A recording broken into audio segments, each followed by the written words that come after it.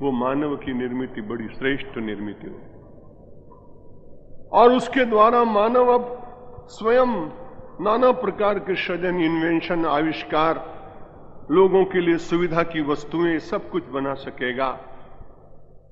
लेकिन ये बड़ी विचित्र बात हुई कि उसी ब्रह्मा को अपने देवताओं को साथ ले जाकर के और भगवान से प्रार्थना करनी पड़ी कि मानव तो मैंने बनाया, वरदान भी मैंने दिया, लेकिन वो तो विश्व कंटक कहा। लेकिन रावण तो विश्व के लिए कंटक के रूप में हो गया।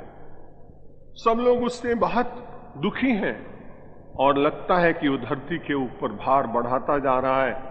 उसे समाप्त करने के लिए भगवान आपको ही धरती पर आकर और मानव का रूप ग्रहण करना पड़ेगा। कल एक बात और निवेदन की गई थी कि जो बात कही गई थी कि संसार में मनुष्य को परमात्मा के नाम रूपी भेषज का प्रयोग करना चाहिए। जो शरीर ब्रह्मा जी ने दिया है, अपने पूर्व जन्म के प्राक्तन संस्कारों से प्राप्त हुआ है, उस शरीर का ठीक उपयोग इसमें है। इदम शरीरम शतसंधि जर्जरम पतत्यवश्यम परिणामी प्रेशलम किमौषधै क्लिश्यसि मूढ़ दुर्मते निरामयम राम रसायनम पिब। एक पंक्ति बीच की रह गई थी कल। किमौषधै क्लिश्यसि मूढ़ दुर्मते। हमारे संस्कृत के महाकवियों और शास्त्रकारों ने कभी कभी हमारे लिए अपशब्दों का भी सौम्य रूप से उपयोग किया है, और उन्होंने कहा कि संसार में मूढ़ता जो आ गई तो बड़ी कठिनाई होगी। इसे श्लोक में उन्होंने कहा किमौषधै क्लिश्यसि मूढ़ दुर्मते। अरे अपनी मति के ऊपर आवरण डालकर संसार के पदार्थों को ही सत्य मानकर उन्हीं के साथ निरंतर संबंध स्थापित रखने का जो विचार तुम्हारे मन में जीवो जागा है, ये कल्याण पथ का विरोधी है। और कल्याण के पथ पर चलने वाले व्यक्ति को अपने जीवन की मूढ़ता का परित्याग करना ही पड़ेगा। गोस्वामी तुलसीदास जी महाराज विनय पत्रिका में अपने मन की मूढ़ता का वर्णन करते हैं।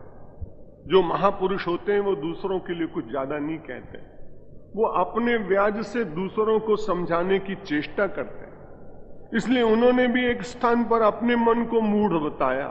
ऐसी मूढ़ता या मन की परिहरि राम भगति सुर सरिता, आस करत ओस कन की ऐसी मूढ़ता या मन की। ज्यों गचकांच विलो की शेन जड़, छाह आपने तन की, टूटत अति आतुर आहार बस, क्षति विसार आनंद की ऐसी मूढ़ता या मन की। अरे मन मूढ़, तू कैसा हो गया है? अपने मन के मूढ़ता को धिक्कारते हुए कहते हैं, अरे तुझे जीवन में भक्ति की सरिता मिली।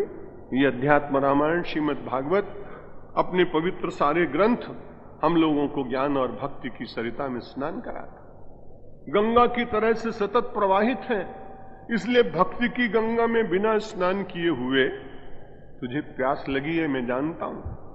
संसार में जब आए तो प्यास तो लगेगी, लेकिन प्यास बुझाने के लिए जो शुद्ध जल हो वही पीना चाहिए, जो पवित्र जल हो वही पीना चाहिए।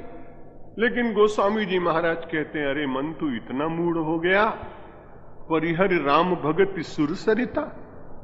राम भक्ति रूपी गंगा का परित्याग करके और प्यास बुझाने के लिए सवेरे उठकर ओस के कणों को चाटना चाहता है। ओस के कण मोती जैसे दिखाई पड़ते हैं, उनमें बड़ा आकर्षण भी होता है, लेकिन गुजराती में उसको झांकर कहते हैं। ओस के कणों को यदि कोई दिन भर भी चाटे तो भी उससे प्यास नहीं बुझती। गोस्वामी जी महाराज कहते हैं, भक्ति की गंगा को छोड़कर विषय रूपी गंदले उन छोटे छोटे कणों को, क्षणिक क्षणों को प्राप्त करके अपने जीवन में परम सुख की आकांक्षा करता है। इससे बढ़कर तेरी मूढ़ता और क्या हो सकती।